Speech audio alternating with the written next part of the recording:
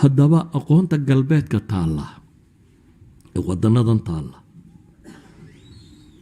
aragtida qofka muslimka marka lagu eego waxay isugu jirtaa waa waxtar adduun oo qabashna wata dakhalna wata markaan waxbarashada ka warramayno waxay dhahdaan aqoon-yahanadu waxbarashada dunida taalloo dhan 3 qaybood uma loo qaybiyaa waxbarashada dunida taalloo dhan waxaan waxbarashada xoog uga warramayaa waxa weeyaan dee ilmahan intaynu iskuul geyno ayna wax daba ku darsanin saawgeed waxaan rabaa inaan tilmaamo waxbarashadu khatarteeda iyo waxa loo dhigaa wuxuu yahay iyo natiijada productka soo saartay saynu arkarno culumta bay yiraahdeen dunida taalla waa 3 qaybood qayb waa la kala qarsadaa la ismana siiyo sinaba la isuguma ogolaado basaasnimada dunida ugu weyna iyada ka dhacda qaybna waa la isku qasbaa sanka la iska galiyaa waa la isa siiyaa waa la maalgeliyaa qofka baranaya qaybna waa la kala gataa bay yiraahdaan waxbarashada dunida taalla bay waa 3 qaybood qaybta koowaad aan sinaba la isu siin waxay waa culuum siyaada waa culumta keenta wadan inuu dhaqaalaha dunida ama hogaamiyo ama xooga dunida hogaamiyo ama waxaan hogaamiyo waa culumta ku saabsan bay leedahay mesela nuclear weapon iyo wixii ku saabsan la isuma ogola cidii xariiqdeeda xaggeeda soo egtana hadii la tumi karo waa in la tumaa waa culumta ku saabsan cilmi alfadaa cirka iyo waxaan loo diray iyo wixii ku saabsan waa culumta ku saabsan hubka oo dhan iyo teknolojiyada ku saabsan waa culumta ku saabsan core idea ay leeyihiin shirkadkan waaweyn ee dunida ka jira shirkadana ma bixiso core idea mesela Coca-Cola 100 sanadood buu hadda secret yahay oo ay leeyihiin markasta dunida 2 qof oo qura og xataa waxa meesha ka jiro oo dhan meel bay ku qarsoontay bangi bay taallaa 2 injineer oo qura loo sheegaa waxaas la isugu qaldo that's all cid kale ogi ma jirto 100 sanadood bay hadda maraysaa idan aqoomaha dhaqaalaha abuura xooga abuura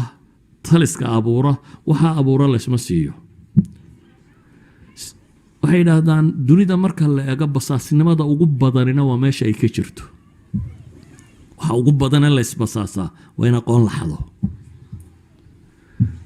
waliba bay leeyihiin waa meelaha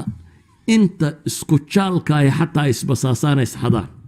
sanada qaar bay waxay leeyihiin westernka basaasnimadii ugu badnaa isku sameeyey waxaanay ku saabsiisan tahay maxay core ideas la kala xadayo oo waxa ku saabsan aqoonta ayada la isma siiyo ninkii agteeda soo marana waa laga durkiyaa waana ta dunida loogu taliyo dhaqaalaha dunidana lagu hayo taas waa qayb kale waxay yiraahdaan cid waliba way faafisaa dawladdu waliba waxay isku daydaa safaaradaha ay dunida ku leedahay inay qayb ka mid ah safaaradeeda ka dhigto qaybta wax faafisa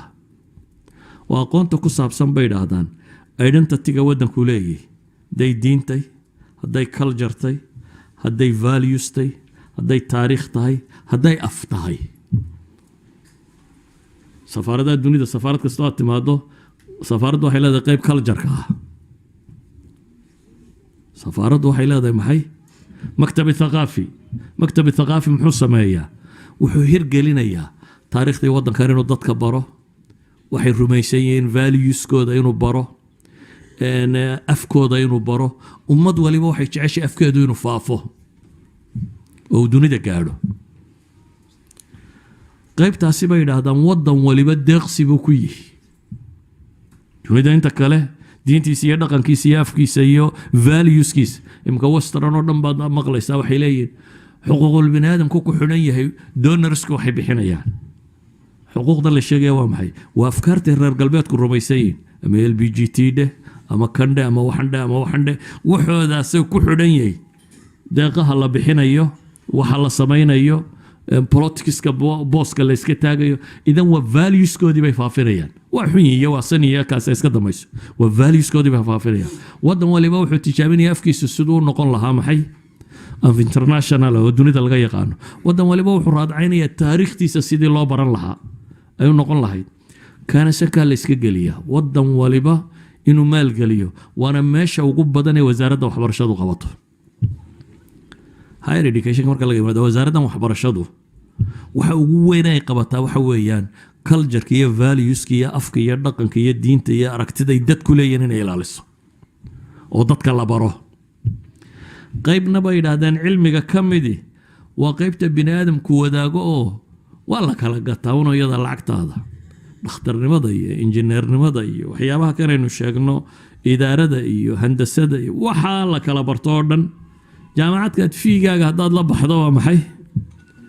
waa ku banaantay therefore iyada waa la kala gataa professorkana waad gadan kartaa jaamacadana ardaygaaga waad keeni kartaa waa suuqa dhaqaale ee furan ee obinka idan waxa tacliinta dunida waa saddexda qaybood waa qayb aan la soo ogolayn secrets oo cid waliba inay ilaashato rabto qayb shanka la iska gelinayo cid waliba inay faafiso ay rabto iyo qayb mushtarak bini aadamku uu yahay oo cid waliba ay gadayso